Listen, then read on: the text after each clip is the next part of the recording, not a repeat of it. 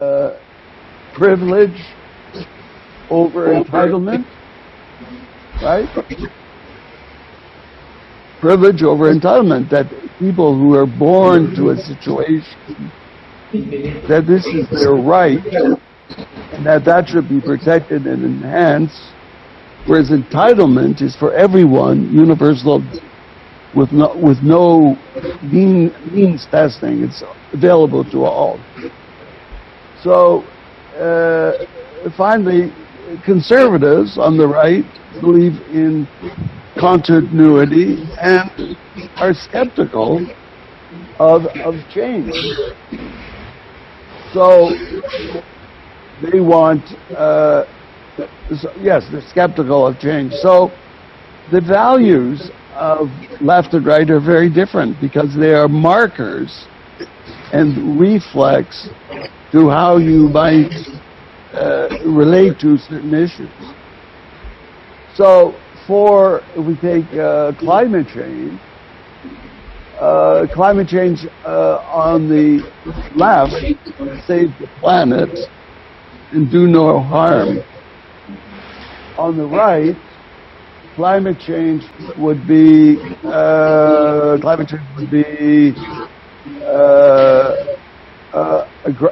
opportunity for business to provide green energy, and that protecting the environment should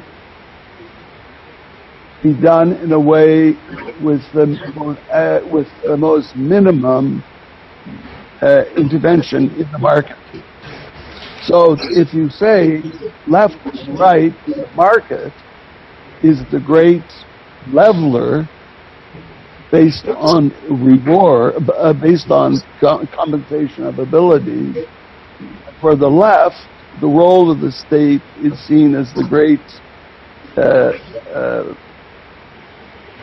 balance wheel of society, ensuring that the benefits from society are shared among all in it. So it's quite sharp, this left-right binary, and even after the Cold War, the left-right binary that existed then did suffer, I think, a massive defection from people in the past who have been part of that political landscape. But I think what we see, this is my hypothesis, as the internet has created the need for transparency, accountability, reduction of privilege, social justice. These are all very much, we might say, goals and objectives of the left. So the internet, the more there is social media, the more there is social activism, it has created the binary, but in an identity-driven age. Do you think that's a possible, that helps clarify if there is a binary? Do you agree that the internet has done more to create the left-right binary than perhaps any other set of factors? You know, one of the things Modi did in getting election is that his team, India, Team Modi, they invested a lot in social media. And they wanted to make it an integral part of their election victory by involving young people like yourself. Maybe half of you are Modi supporters. Oh no, is that a joke? That I don't know how many of them are Modi supporters, but I am certainly not.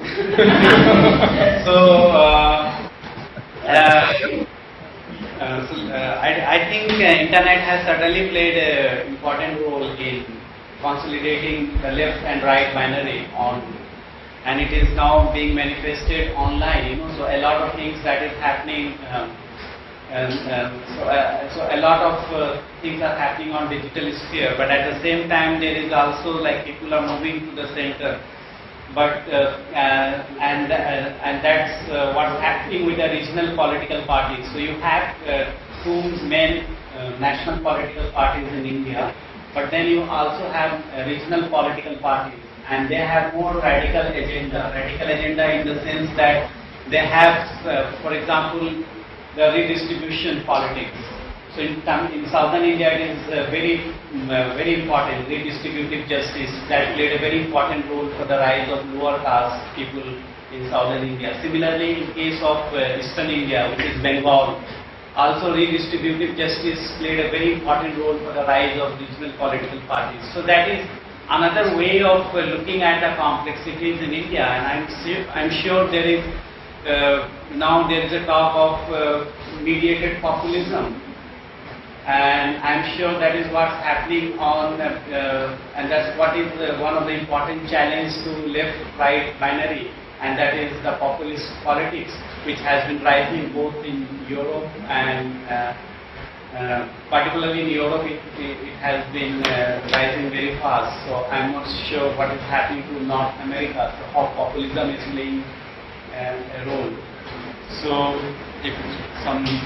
Yeah, I think I connect with the point what Tabesa mentioned. So even in globalized world, we are witnessing a new form of politics. One is the Foucauldian idea of the politics of biopolitics, and second is the politics of hope. So that rotates around the basic amenities of the common citizenry. So here, even the far right or maybe the center left or maybe the extreme left can connect or disconnect on this certain issues. So we have this kind of scenario where more regional party are striving for the populism, and more on, there is a blurring line of the ideology on this forum. Second, like a new rise of the new social movement that also glimpses a kind of rise of the new left in social media, because whatever they are proposing and whatever they have the project that commensurate with the left politics. So although we have multi-party political system and there is a erosion of the left on terms of the trust in the common psyche of India in last 2 decades, but there is a room for some of these kind of the voices who are coming from below that can manifest from the left ideology, because this is the point where the far right actually fails to connect with the common citizenry, because most of the time the social media becomes a kind of a platform where arousal of emotion is the primary, and that connects with the majoritarian view, and that's the disconnect with the subaltern approach. So these are the 2-3 points where I see, although there is a fuzzy definition and the boundary between the left and right, but there are more potential for the left politics in terms of social media. Yeah, this is connecting to the left-right binary that we were discussing. We talked about the idea of regime, that whenever there's a right-wing regime and there's a left-wing regime, certain values are within public will change, which is again a sort of spiral of silence we can attribute to a certain thing. Then we talked about new liberalism, how in the new liberal era that certain kind of values are more prevalent than others, and especially which has gone together with the right-wing politics in India.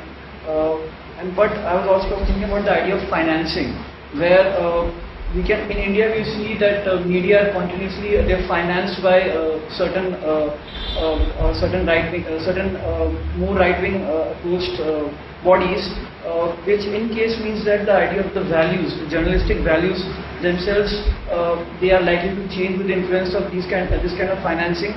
So in a political economy approach, you can see that these funders, like they just because they are like they have a relationship now with the media will perform 2 kind of activities. It will have a gatekeeping function, and it will have a propagating of certain kind of ideas which are more likely to be right-wing. So this is and this has been observed very much in a newspaper's traditional media scenario. So I think that it even extends to the digital platforms where, like after the coming of the new government, we can see that there are certain websites, certain news websites which have flourished in comparison to other websites, and even their point of views and thoughts they used to say before have changed to a certain degree in favor of the new regime.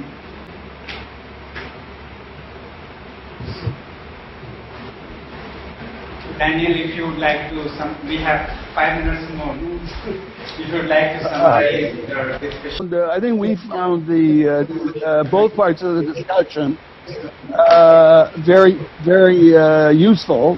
That we have two conceptual analytical devices. One, a broadcast model, which is a very important idea because it lets us navigate the claim of Garibaldo, Castells, Clay Shirky, and the Russian writer from last week about over techno-optimism, techno-pessimism. So having a model actually says what are the characteristics of it, and it doesn't have to be kind of neat model. It could be an asymmetrical model, but it certainly helps us better understand the difference between structure and relationship and usage. So those are the three ideas that we have to bring some clarity to the table about the structure, that is the system of communication, the question of how people use it substantively in different ways, really it's diverse ways, and then finally the relationship that emerges out of the broadcast model. Because in the end, each of us has to decide about, not a good term by the way, techno-optimism and pessimism, because you can be sometimes very optimistic and 2 days later you can be very pessimistic. If we were to study the growth of bullying and gender violence on the internet, you would be very upset. On the other hand, the internet, the prime source of resisting autocratic, dictatorial regimes and bringing people into the civic sphere, just like in our reading. So that's the first point. You have to have a notion of a broadcast model to see what is new and original and compelling. On the left-right spectrum, I think we're very weak in not saying left means poverty, inequality, fighting for equality, poverty, redistribution, larger role for the state, etc. So we should have issues that would spring into mind, and we have also, in terms of right, and the same thing. We need to say what it is: privilege, natural ability, hierarchy, authority, etc. So we need to be clear, I think, about the spectrum, and also what is called the composed middle, where you take bits and pieces from the left and the right, and you end up with something called the middle. So we should actually do a little bit more work on this, so we're more at ease. For instance, the Poor Man's Party by Kejriwal in India, this whole movement built around corruption, fighting corruption. So is that left or right? Like, how would you locate this Kejriwal movement party, right? So that's what so we have to try to think about where these social movements are on the left-right spectrum, or should be an identity spectrum. I don't know. But I think we need to do some more work, and Pakistan is a good example. India's occupation of Pakistan is a good example of, is this left, is this a right because they security, Indian sovereignty. What do you think it is? It's also a clash of sovereignty. So we should maybe talk more about these things. So maybe in the next class, Now, discussion on some of these issues based on some of the examples. Yeah, I think we should have more examples, not just my example. with more examples. Now, we were discussing one issue of a technical nature. We have a lot of difficulty because the sound is not clear when you speak. So we don't know why. Our technician said that partly because it was because the... I'm still thinking it's because the fans are holding your microphone open, but just generally the room is providing a lot of echo back to us. Yeah. So that's the issue that we're having. It's something So the we room encountered is last year as providing well. a lot of echo back, and that it could help if people spoke perhaps a bit more slowly. Okay. So maybe we'll try to switch off some of ceiling fan. Yeah. But we're very interested in what you say, but sometimes it doesn't come through clearly enough. So can we try that next week? Yes, certainly we will try. So if there is any issue from our side, you should also inform us immediately so that we could rectify it. Natives are very polite. We didn't want to. We didn't want to think we were being unfairly critical, but we were just talking among ourselves, the Barrett, and we realized that we're straining to understand what is being said. You know, this room has very big echo chamber. The walls are concrete, and there's very little.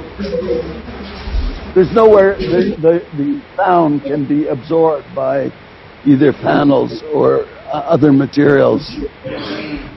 So let's try with the speaking more slowly and turning off some of the stuff. Anyway, so for next week, let's close off. Next week,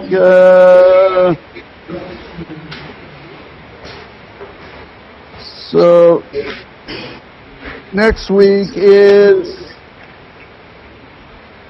this is about the diary question on Occupy and Obama studying divergent uses of social media. Did social media win the 2008 election for Obama? How important was it in making a difference? And then Occupy, compare the different strategies involved between Occupy and the 2008 presidential election. So we're looking at Castell's this social media, Kumar, and Luca. I think we should skip my own article because there are other pieces that I think focus more directly on social media. So we're looking at Castell. Oh, that is not an article. That's actually a video. No, that's nothing to read. That's to watch. So the kids aren't happy.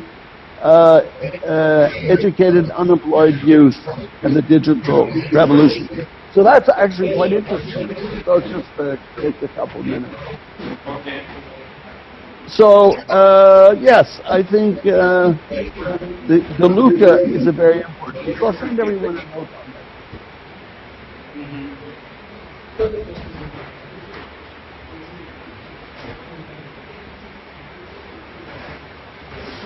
Your piece is, and then there's a piece on alternative politics in India. We have to look at that. Yeah. Yeah, I think actually what's there is reasonable. Okay. Anyway, it's been a good session. I would also share. Yeah, we indeed had a good session, and I would also share a Kashmir article on Kashmir. You wanted some reading on Kashmir? Yes. Yes. So we can, I think it's a pretty good. So if people don't know, the government, Indian government, turns off the internet in Kashmir. So what are the counter strategies going on? So maybe you should start with a little report on that.